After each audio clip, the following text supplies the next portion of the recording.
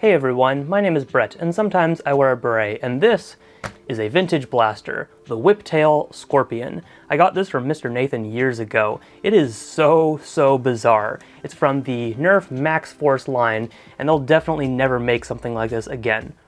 Or maybe they'll prove me wrong. Prime the front, put a dart on the tail, hold the trigger, fire. Impractical? Yes. Low demand? Probably so as well in these modern times. Amazing? Also yes. It's so cool to see what some of the old things Nerf put out. Even if it's completely impractical, there's a certain style and aesthetic that will never get old when you look back at early 90s blasters, or now even 2000s. What even qualifies as a vintage blaster? And if you go to the right place at the right time, sometimes you can find it for a very reasonable price. I've dabbled in some thrifting in my days, not so much recently, but every now and then I've found something that's pretty cool. The most notable thing I've ever found was a Supermax 2000, but it was something that I had absolutely no idea what it was when I went and saw it at a thrift store, and then it became one of the most important pickups of my lifetime. As a matter of fact, I'm wearing a commemorative shirt. There you go. Which leads us to the topic of today, because I've been aware of something like the Supermax 5000 for a while, and you can find something like that for a reasonable price online. But years later, the SuperTech 9000, I think it's SuperTech, not Supermax in this case, the SuperTech 9000 was something I've actually never really seen in person. And then there was an even rarer variant of that that came out. It was a small soldier's paint scheme, and I thought maybe one day I'll get my hands on one. And well, I guess that day is today. This is the SuperTech 9000 Small Soldiers paint scheme. I suppose it's called the rifle. I don't know if it had a better naming convention than that. This was released in 1998. So the rifle version, which you see in front of you, is the teal and black camo. It's supposed to have small soldier stickers on the side as well to tie in with the movie that was released. And then there was a pistol that also came out from the SuperTech 5000, which is a red-orange with a black camo and also a small soldier sticker. The reason I have this in my possession today is because one lucky person went to a thrift store and they found this and they saved it from said thrift store.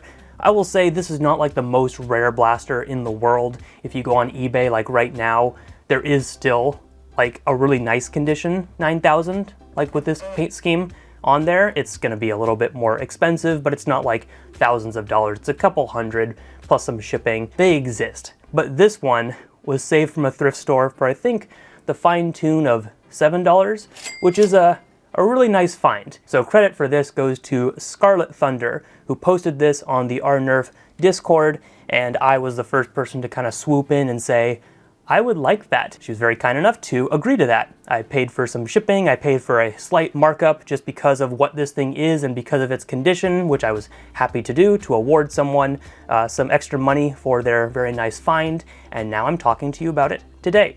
So, thanks again to Scarlet Thunder for making that happen, even in the craziness that was holiday shipping times and prices.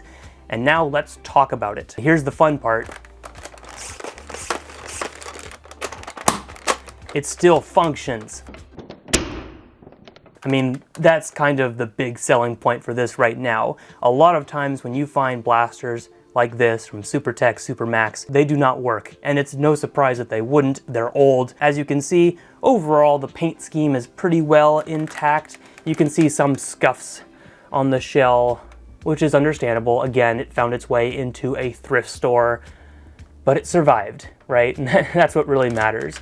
You can also see the stock here, which differentiates the SuperTech 9000 from something like the Supermax 5000, the longer stock piece, which is why I'd always wanted to see one of these, because, not that you can see it, but on my body, it's actually a pretty comfortable length.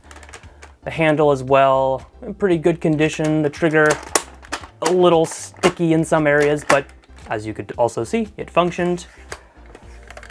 No real problems over here. And if I flip it over, I'll just show off the good markings. You can see Laramie right there. So in that fun transition time, 1994 Laramie Ltd. There are screws on this side, so I could open it up if I want to, but I really don't want to if I don't have to. There are a few things that are clearly missing, one of them being the barrel. Now, the front of this looks to be in good condition. I'm just missing the barrel insert, and for that reason I can't really fire anything. But I know it works, so I think that's the easier problem to have. And then the one other thing you can tell is that this sight, scope, sight, whatever you want to call it, I think it was supposed to have like a little red dot inside of it. Sorry if I'm wrong. There is a piece missing in the front, but it looks like it would be able to screw right back on or snap into place. And there is this one little crack right there that unfortunately is showing that this blaster has been through a little bit of wear.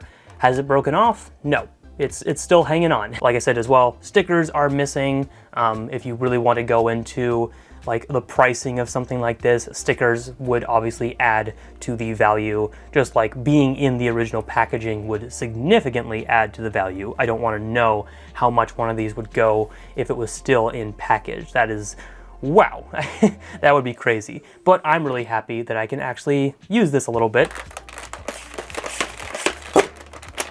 I kind of wanted to put the question out to you guys and ask, what do you think I should do with this blaster? Because on the one hand, I really just need a proper barrel so that I could actually fire darts out of this. I really don't want to modify this to the point where it's like I'm cutting it up, because I respect that I have this shell in functioning form. I'm not looking to just destroy this and then, you know, rub that in people's faces. But at the same time, I don't know exactly what else I want to do with this, because I'm not the biggest collector of vintage things, so I wonder if maybe I'll hold on to this for a little bit of time and then find it a new home.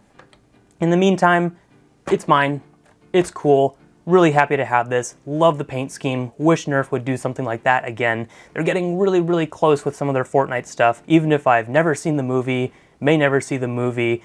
It's just a really cool piece of nerfing history. I'd love to know what you guys think of the SuperTech 9000, the SuperTech 5000, or the Small Soldiers variant in general. Do you have one of these, or what's the most rare Nerf blaster or just vintage blaster you have in your collection?